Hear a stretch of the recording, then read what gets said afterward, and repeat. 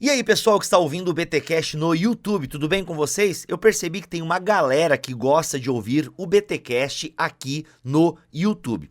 Vocês já perceberam que não tem nenhum vídeo de propaganda, nem na abertura, nem no meio, nem no final.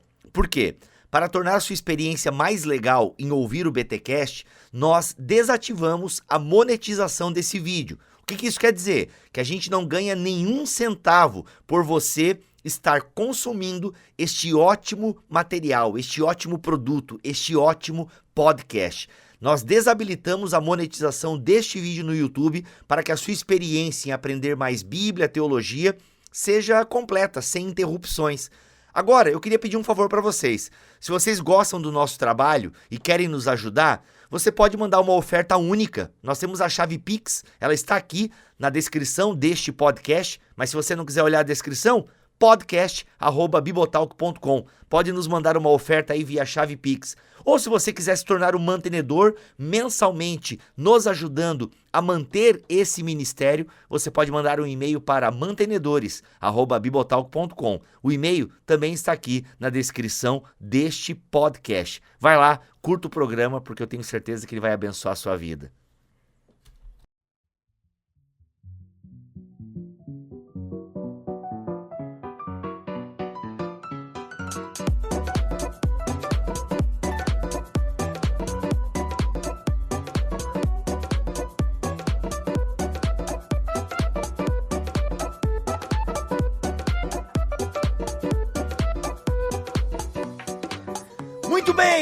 Muito bem. Começa mais... Pera. Na verdade, começa o primeiro Meio Amargo. Eu sou o Rodrigo Bibo e eu estou aqui com Cacau Marques, o criador, idealizador, o que vai com o condutor, o teólogo, o cara, ele que criou o Meio Amargo, que é essa nova atração do Bibotal que você vai conferir agora. Seja muito bem-vindo, Cacau Marques. E aí, Bibo, fala pessoal, tamo aí com esse projeto novo aí e vai ser bem legal. Mano, olha só, olha esse nome, Meio Amargo, né, quando o Cacau veio com a ideia, Bibo, tô pensando em fazer um podcast e tal, uma coisa mais solo, né, compartilhando experiências da vida, do ministério, mesclando com a cultura pop, essa mescla, né, de BTcast com Ovelhas Elétricas, numa coisa pastoral do BTcast Plus. Eu falei, Cacau, é claro, meu irmão, essa é a nossa casa. E aí quando o Cacau falou o nome, porque o Cacau é bom de nome, não sei se vocês já perceberam, gente, Ovelhas Elétricas e agora Meio Amargo, mano, Cacau. De onde veio esse nome, Cacau? Cara, eu tô tentando lembrar, eu acho que foi numa conversa num dos grupos aí do Telegram, o Jean falou alguma coisa assim, que ele ia reunir os meus áudios e ia chamar de Meio Amargo, e aí eu falei, putz, tá aí um bom nome pra gente colocar no podcast aí. Claro. E na verdade essa é um pouco a história dessa ideia, porque quem tá em algum grupo comigo no WhatsApp, no Telegram, sabe que eu gosto de mandar áudio, né? Uhum. Então, resolvi que ia juntar os áudios num feed, né? Porque aí fica mais fácil de transmitir aí. É verdade, no grupo de mantenedores do Bibotal que o Cacau manda ali uns cacaucasts, ó, maravilhosos. Muito bom. Então, gente, isso é maravilhoso ter um podcast conduzido, elaborado, produzido, editado por Cacau Marques. Olha, o cara faz tudo, mano. O cara da ideia ao lançamento. Ó, isso tá muito marketing, cara. Da ideia ao lançamento, tudo produzido pelo Cacau. E aí esse é o seguinte, gente, você vai ouvir agora esse episódio maravilhoso que o Cacau compartilha sobre Calbart. Ó, 2021 é o ano do Calbart aqui em Bibotalk.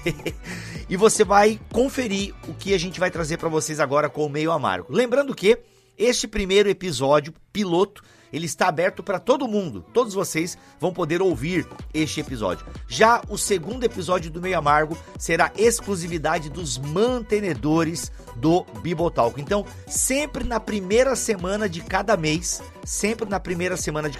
obviamente que esse aqui não sai na primeira semana de janeiro, porque a gente tem férias, tá? Mas sempre na primeira semana de cada mês, você terá o Meio Amargo, você que é mantenedor do Bibotalk. E você que curte o Cacau, você que curte essa pegada, ou se você vai curtir, lembre-se, se você quiser receber esse conteúdo, torne-se o mantenedor do Bibotalk. Para isso, basta você acessar o link que está aqui na descrição deste Meio Amargo ou clica no banner que está lá em bibotalk.com. Cacau, bem pessoal, vai ter esse tom bem pessoal aí, o Meio Amargo, Cacau? Como é que vai ser a pegada? Acho que alguns episódios vão ser bem nessa pegada assim, né? De reflexões que tem a ver com a vida e de experiências pessoais. E alguns outros vêm de anseios aí, ou de temas que me tocam, então acaba sendo pessoal também, mas num vínculo um pouco mais geral aí, né? Um pouco solto, como um áudio mesmo, mas não chato como áudio de WhatsApp, se Deus quiser. Não, mas os teus áudios... Cara, eu acho difícil alguém que acha chato os teus áudios, né? Pelos grupos que a gente Obrigado, Bibo, obrigado pela parte que me toca.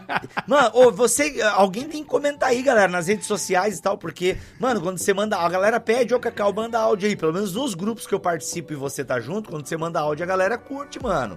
Não à toa o Giancarlo falou essa parada que ele falou ali. Muito legal, mano. Tenho certeza que o Meio Amargo será um sucesso. Obrigado por compartilhar aí um pouco do que você tem recebido e aprendido em Deus. Vamos para esse primeiro episódio piloto do Meio Amargo, o podcast exclusivo para os mantenedores do Bibotalk.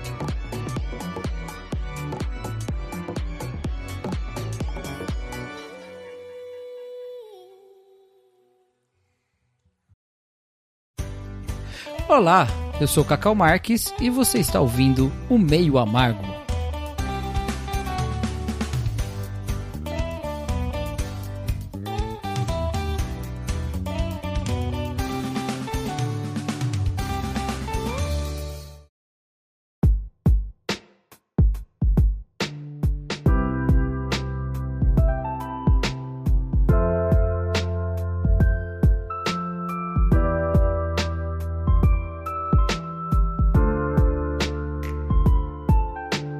Sempre que me perguntam qual é o meu teólogo preferido, a resposta é a mesma: Karl Barth. Confesso que quando eu respondo dessa maneira, uma das minhas alegrias é ver as pessoas um tanto quanto perplexas. Barth no Brasil ainda é visto como um liberal, mas mesmo pessoas que conhecem melhor a teologia do Karl Barth podem estranhar um pouco essa resposta. Isso porque Barth não parece ser muito adequado a nem pastores ou crentes conservadores como eu, e nem a crentes e pastores mais progressistas. Para estes, talvez Barth tenha dado algum passo importante, mas já ficou ultrapassado ou não foi longe o suficiente. Para os conservadores, Barth pode ter servido um tanto quanto uma força contra o liberalismo crescente na Europa, mas ele não foi fiel o suficiente à forma de ler a Bíblia tradicional. Mas é que quando nós falamos de teólogo preferido, eu não acho que a resposta deva ser aquele teólogo com quem nós mais concordamos. Porque nós estamos falando daquele teólogo que nós mais gostamos de ler. E não aquele que diz as coisas que a gente já pensa. Isso não é um teólogo, isso é um guru. O teólogo, ele tem essa forma de dizer verdades antigas de uma maneira que impacta no momento presente. E ninguém causou impacto maior na minha vida do que esse teólogo suíço, falecido na década de 60 do século passado. Mas antes de eu te falar como o Karl Barth causou impacto na minha vida, deixa eu dizer como é que ele causou impacto no mundo. Sim, porque uma maneira bem usual de se referir à primeira obra teológica de Karl Barth, o Comentário aos Romanos, chamado apenas de Carta aos Romanos, é dizendo que ela foi uma bomba no parquinho teológico da época. Como é que essa bomba veio a ser instalada e como é que ela explodiu? Bom, Karl Barth nasceu na Suíça, foi criado num lar bastante conservador na sua visão de cristianismo, de fé cristã, foi ensinado nas bases da teologia luterana, mas quando entra no seminário ele tem contato com o universo da teologia liberal, ali no início do século XX. É com essa teologia que ele se forma e é com ela que ele começa a pastorear numa igreja pequena lá em Safenville, Eu não sei se a pronúncia tá certa, mas é como eu tô falando aqui. E ele, inclusive, nessa época, se envolve com movimentos de trabalhadores e tal, chega a ser chamado de o Pastor Vermelho, e que ele estava bastante preocupado em trazer ali para a realidade da época uma reflexão de transformação social e tudo mais. Acontece que, em 1914, estoura a Primeira Guerra Mundial na Europa, chamada de Primeira Guerra Mundial, mas muito concentrada ali no continente europeu. E os antigos professores de Barth, grandes nomes do liberalismo teológico, em geral estavam apoiando a entrada da Alemanha na guerra. Isso chocou bastante o pastor de Safenwil, e ele resolveu se voltar para a escritura, porque ele percebeu que se aqueles que estavam ali em contato com a palavra de Deus não conseguiam perceber o quão anticristã era aquela guerra, alguma coisa estava errada sobre o próprio labor teológico deles. Então ele se volta para as escrituras e ele se volta com um amigo, Eduard Turneysen. Eles passam a estudar a carta de Romanos, ou a carta de Paulo aos Romanos, juntos e a discutir sobre elas. Barth também lia bastante a filosofia de Kierkegaard na época, e essa interlocução resultou na Carta aos Romanos, o comentário que Barth escreveu como sua primeira obra teológica. Ela causou um impacto avassalador, porque nela Barth dizia o seguinte: olha, é Deus que fala a nós completamente de outro lugar que não o nosso. Ele traz uma ideia de alteridade absoluta de Deus, chamando Deus de o totalmente outro. Tá, ele não inventou esse termo, ele pegou lá do Rudolf Otto, mas ele trabalha isso dentro da teologia. Deus é o totalmente outro. Ele não pode ser confundido com as nossas ideias, ele não pode ser confundido com os nossos projetos políticos, ele não pode ser confundido com as nossas ideologias, ele não pode ser confundido com os nossos sentimentos, com os nossos pensamentos. Ele é um totalmente outro, ele está completamente diferente de nós. Essa ideia entrava em conflito com a visão da teologia liberal, que costumava ter uma percepção muito mais imanente de Deus e muito menos transcendente. Barth vai dizer que a teologia ela é uma tarefa profundamente crítica, porque ela lida com a realidade de que Deus é completamente diferente de nós e a sua palavra é completamente diferente das nossas ideias e das nossas palavras, e nós, no labor teológico, devemos fazer sentido dessas coisas buscando ser fiéis a Deus e ao Deus que fala. Por isso a sua teologia ela é chamada de teologia da crise, porque ela nasce de uma crise entre a humanidade e Deus, uma distância, uma diferença profunda. Outros vão chamar de teologia dialética, porque tem Deus como tese, o teólogo humano como uma antítese, e a síntese seria a reflexão teológica a partir desse conflito. É uma forma radical de pensar a palavra de Deus como nascida em Deus mesmo. Agora, muito importante entender o que é que ele quer dizer por palavra de Deus. Hoje a gente usa o termo palavra de Deus como sendo sinônimo de Bíblia, de Escritura. Não era isso que ele estava pensando quando dizia da palavra de Deus. Ele falava da palavra de Deus que se encontra em Cristo. Cristo é a palavra de Deus. E a Bíblia, a Escritura, ela é palavra de Deus à medida que nos revela Jesus Cristo. Dá para entender já porque é que ele não foi muito bem quisto pelos fundamentalistas nos Estados Unidos, que na época estavam bem fortes. Mas isso é um outro papo, um papo para outro dia. O mais importante é a gente entender como a ideia que Barth trazia da autoridade divina e da revelação de Deus na palavra Jesus Cristo fazia um rebuliço no pensamento teológico da época e trazia todo mundo para uma nova reflexão sobre o que significava ser um teólogo ou fazer teologia. O livro saiu em 1919, um ano depois do fim da guerra, e, como eu já disse, foi revolucionário.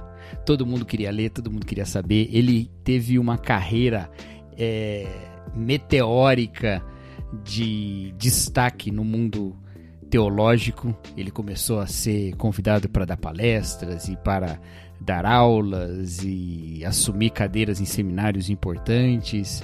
Uma curiosidade, Barth nunca fez um doutorado. Na verdade, ele tinha apenas mesmo o bacharelado no seminário e nunca encerrou nenhuma pós-graduação. Mas no fim da vida ele já tinha mais de 30 títulos honoris causa e tinha dado aulas e palestras nas universidades mais importantes do mundo. Ok, e o que isso tem a ver com a minha vida e com o impacto que isso causou em mim? Durante meus anos de seminário, Barth não foi uma grande base de estudo, não era bibliografia básica para nós e suas obras não eram lá parte de nenhuma disciplina como sendo uma fonte direta. Mas ele sempre aparecia ali citado, muitas vezes criticado por autores que nós líamos em sistemática, vários deles vindos de uma tradição evangelical norte-americana e tendo ali todas aquelas críticas que vieram do movimento evangelical contra o Barth, e algumas críticas injustas, mas algumas pertinentes. Mas o importante é que Barth parecia ser um cara que estava do lado de lá da ortodoxia e não do lado de cá. Ele estava ainda do lado dos fazedores de problema e não dos resolvedores de problema. Apenas no final da minha graduação que eu comecei a ter contato diferente com Karl Barth. Isso foi a partir de uma palestra do Franklin Ferreira no nosso seminário. Ele chegou lá para dar uma série de palestras sobre cristologia e era um tema muito interessante em que ele falou 5 noites, cada noite ele falava de um momento crucial no desenvolvimento da doutrina cristológica no decorrer da história da igreja, coisa fina mesmo. E a última palestra foi sobre Pannenberg e a historicidade da ressurreição.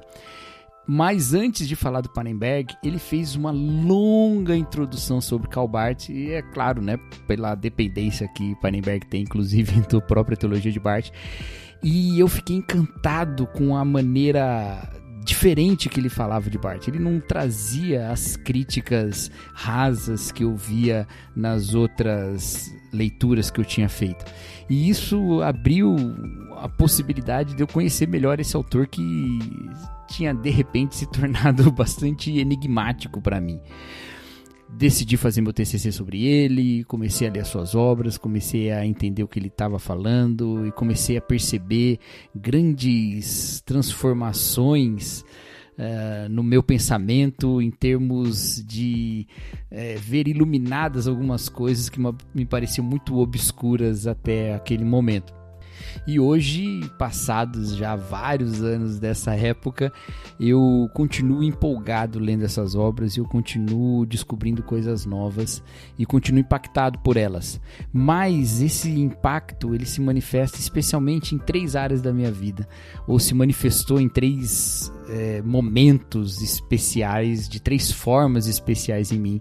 E essas são as 3 maneiras como Karl Barth me impactou. Primeiro, eu reaprendi a perdoar. Sim, porque no momento em que eu estava me aproximando da teologia do Karl Barth, no momento que eu estava estudando e escrevendo meu TCC e tudo mais, eu estava passando por uma crise muito profunda na minha vida e abalos muito profundos em relação a certos relacionamentos, e pela primeira vez na vida eu sentia ódio no coração, pela primeira vez na vida eu estava revoltado. Eu sempre fui um cara muito pacífico, muito tranquilo, mas naquele momento eu estava irreconhecível para mim mesmo, muito nervoso, muito odioso e realmente desejando mal de certas pessoas que eu julgava que estavam sendo profundamente injustas comigo. E lendo Karl Barth, especialmente a ideia da alteridade total de Deus, e eu me lembro muito bem lendo lá a Carta aos Romanos, logo no início, quando ele fala que Deus sobre a humanidade derrama o seu divino não, porque essa humanidade é uma humanidade que diz não para Deus. E depois, como ele explica que Cristo é o sim de Deus para a humanidade, e é o sim da humanidade para Deus, porque como verdadeiro Deus, ele ama a humanidade, e como verdadeiro homem, ele é o homem que ama a Deus. Isso transformou a minha visão sobre as pequenas disputas e os pequenos problemas de relacionamento que a gente vive na vida e que eu estava enfrentando naquele momento. Eu pensei o seguinte, olha, se Deus, que é tão santo, olha para toda a humanidade, havia em pecado, e sobre toda essa humanidade ele diz não, e não há nada nessa humanidade que possa conquistar o amor de Deus, mas ainda assim ele resolveu em Cristo nos amar, e apenas em Cristo nós o amamos. Então, como eu posso evitar o meu irmão? Se Deus venceu a total alteridade do seu ser para se fazer um de nós em Cristo e assim nos amar, como eu posso me considerar muito diferente do meu irmão e me julgar na posição de poder odiá-lo? Se nem Deus achou que estava em posição de manifestar ódio sobre nós, e ainda que tivesse ira para conosco, derramou seu amor e nos aceitou na sua família, como é que eu posso dizer que alguém não é da minha família, alguém que é tão pecador como eu? Eu fui impelido a perdoar as pessoas que eu julgava que estavam cometendo injustiças. Sério, gente, não tem como eu transmitir aqui nesse podcast o impacto que essa ideia trouxe sobre mim naquele momento. Foi muito, muito poderoso.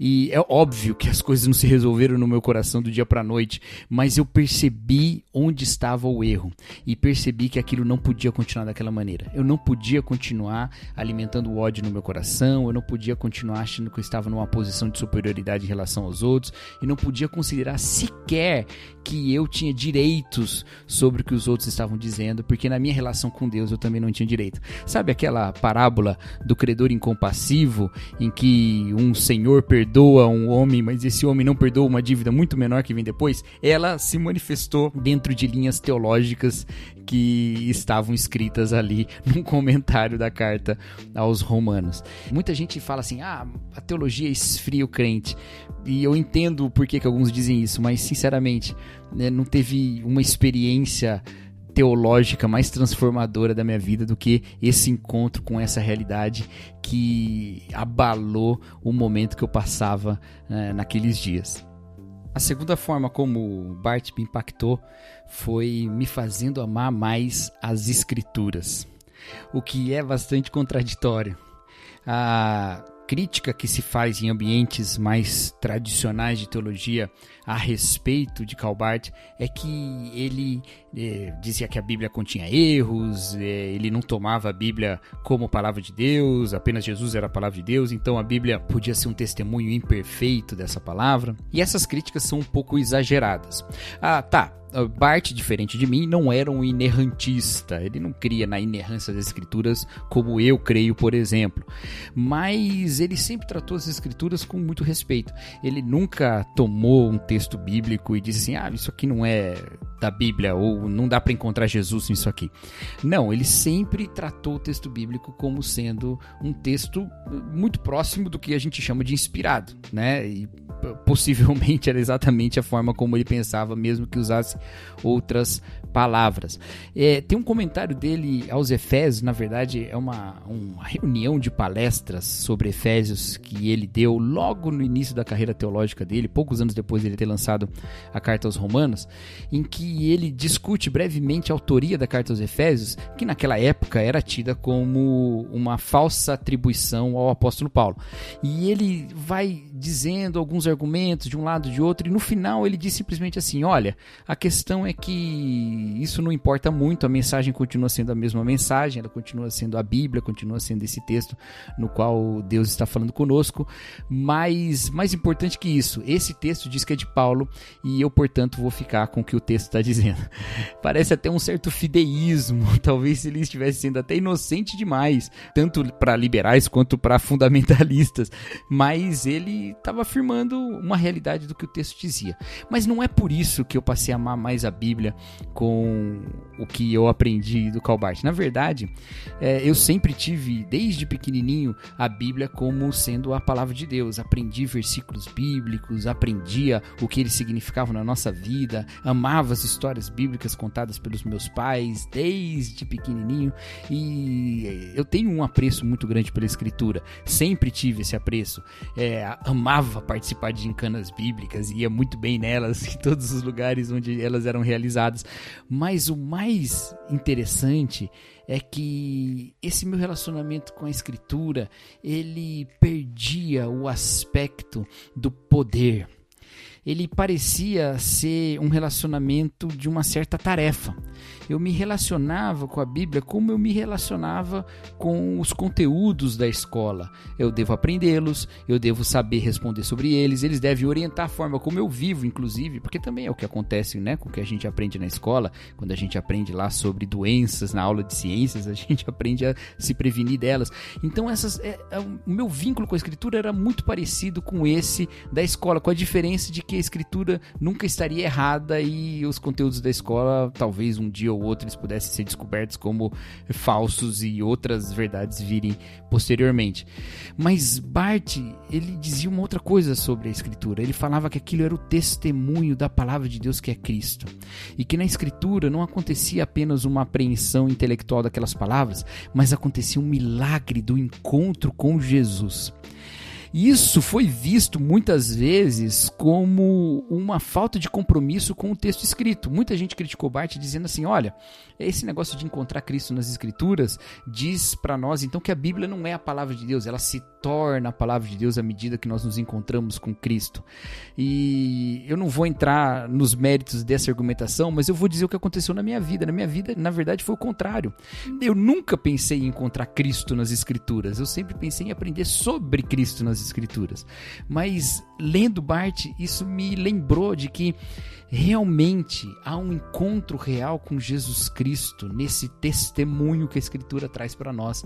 E isso foi bastante transformador na minha própria relação com a Bíblia. Eu não a lia mais como alguém que precisava aprender apenas os textos e tal, mas aquilo deveria ser um impacto de um novo relacionamento e que esse novo relacionamento deveria mover as minhas atitudes em termos de um compromisso com essa pessoa que é Jesus Cristo mesmo, revelado nas Escrituras. Então, no ponto que Barth era mais criticado dentro da realidade na qual eu fui formado, foi exatamente o ponto no qual eu encontrei o poder de Cristo de novo na Bíblia. E isso foi muito especial para mim e muito importante. E a terceira forma como Barth impactou a minha vida é muito corolária da segunda forma. Barth me ensinou também a amar a pregação. Porque Barth dizia que Cristo era a palavra de Deus, mas a palavra de Deus era aquela que também se manifestava na Escritura e na pregação da igreja. Por pregação da igreja, ele não está falando apenas da pregação do púlpito, ele está falando também daquilo que a igreja fala nos seus credos, nas suas confissões de fé, mas isso também se reflete no púlpito. Ele tem um texto curto sobre pregação chamado A Proclamação do Evangelho, em que ele vai falar algumas coisas que na prática, né, na forma, vamos dizer assim, operacional do sermão, elas não foram grandes influências para mim, mas ele mostra ali um respeito muito grande pela fidelidade do pregador ao que Deus fala na Escritura. Ele chega a dizer que o pregador deveria traduzir sempre o seu texto da língua original, porque as traduções que nós temos são todas interpretações. Isso é até que um conselho muito útil, mas ele dizia também que o pregador deveria escrever previamente exatamente tudo o que ele ia dizer para que ele não fosse tentado a ser levado por emoções na hora de entregar o sermão. E aí eu já acho que não é algo tão necessário de se aplicar. Mas veja, ele dizia isso porque ele acreditava que Deus falava na Escritura e que esse mesmo poder de Deus falando na Escritura deveria estar replicado do púlpito na direção das pessoas que ouvem a pregação. E esse mesmo encontro que a gente tem com Cristo na Escritura deveria estar sendo promovido no ambiente homilético, deveria estar sendo promovido no ambiente em que a mensagem era pregada. A partir desse pensamento, eu li de maneira diferente o que está lá em 1 João capítulo 1, em que João fala do verbo da vida, no qual ele tocou, as mãos apalparam, e esse verbo é Cristo. Mas depois ele fala que essa mesma palavra ele anunciou para aquela igreja.